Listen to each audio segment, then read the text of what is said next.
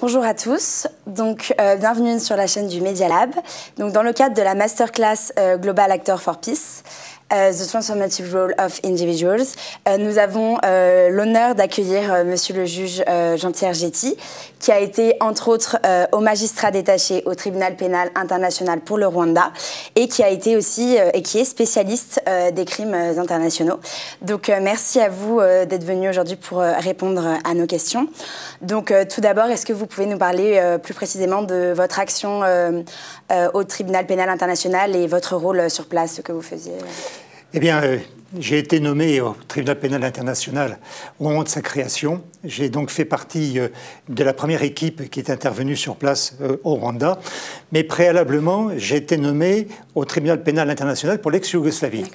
Et c'est le procureur de l'époque, M. Goldstone, qui chapeautait les deux tribunaux pour l'ex-Yougoslavie et pour le Rwanda, qui m'a demandé, vu les résultats que j'avais obtenus pour le travail effectué dans le cadre du tribunal pour l'ex-Yougoslavie, de faire le démarrage des enquêtes au Rwanda. Donc je suis parti à Kigali, parce qu'à l'époque, Arusha n'existait pas.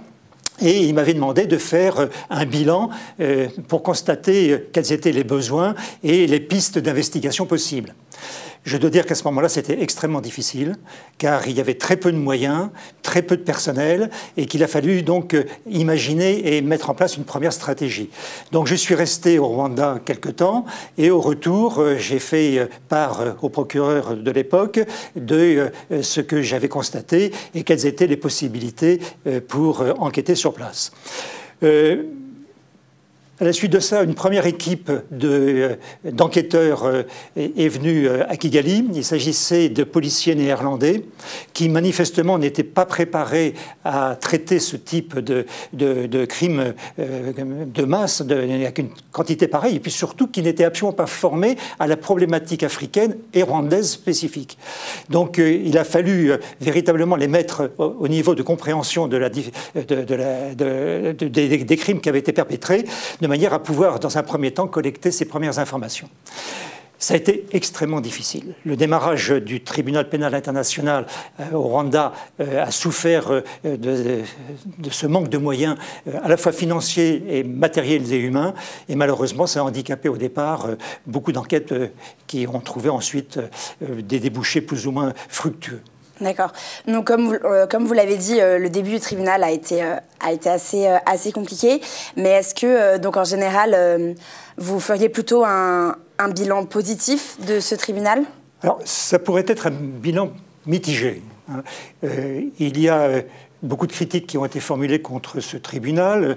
Est-ce que des critiques d'ordre politique, des critiques concernant les choix des objectifs déterminés par le procureur sur un certain nombre de personnalités. Il faut savoir qu'il y a eu plusieurs procureurs qui se sont succédés. Je vous parlais de M. Goldstone. À l'époque, il y avait M. Rakoto Manana qui était vice-procureur au Rwanda.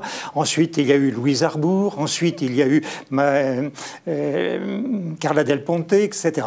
Donc les stratégies d'enquête ont été à la fois un peu chaotiques au démarrage, et les résultats de ce fait ont été pas toujours très concluants.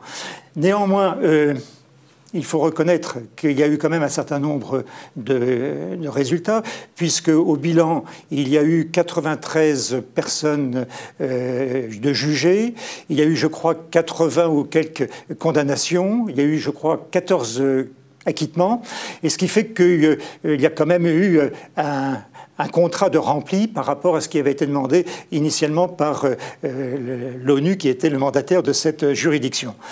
Alors, il y a également des points qui sont intéressants à soulever. Il est vrai que le tribunal pour le Rwanda était compétent pour les crimes commis à partir du début 1994, jusqu'à fin 1994. Et qu'il y a toute une partie antérieure au génocide qui n'a pas été traitée, et notamment la mise en place d'un certain nombre de mécanismes qui ont abouti malheureusement à ce génocide. Donc ça n'a pas été abordé de manière spécifique. En revanche, tout le mécanisme génocidaire dans cette période de 1994, je crois, a été particulièrement bien instruite et documentée. Donc de ce côté-là, ça peut être un point intéressant. Maintenant, le tribunal a fermé ses portes. Hein, les derniers procès ont été clôturés, même s'il reste encore quelques affaires qui sont en cours actuellement. Merci. Et est-ce que, comme on l'a vu, des civils comme Monsieur Alain et Madame Dafrosa Gauthier donc ont créé des associations comme le collectif Partie civile pour le Rwanda pour permettre justement de juger des personnes qui n'ont pas été poursuivies par le TPIR. Est-ce que ce genre de création, déjà, qu'en pensez-vous? Et est-ce que vous pensez que ça ne montre pas en quelque sorte une espèce d'échec du TPIR pour que d'autres personnes aient besoin de monter des associations comme celle-ci? Je ne pense pas que ce soit un échec, parce que le TPIR avait pour mission de poursuivre les hauts responsables. Hein. Il y a une quantité extrêmement importante d'individus qui sont impliqués dans ce génocide, mais le TPIR était véritablement mandaté pour poursuivre les hauts responsables. Néanmoins, je pense que les juridictions nationales rwandaises ou françaises sont complémentaires de l'action du TPIR. Et le rôle de M. et Mme Gauthier, à ce titre, est absolument remarquable. Je tiens à souligner qu'effectivement, pour avoir instruit antérieurement des affaires de crimes contre l'humanité en rapport avec les événements de la Seconde Guerre mondiale, toutes les procédures qui ont été entamées à ce titre, que ce soit pour les événements de la Seconde Guerre mondiale ou pour le Rwanda, ont été, en tout cas en France, à l'initiative de personnes privées, d'associations ou de militants. Et que très peu d'affaires ont été diligentées initialement par le parquet.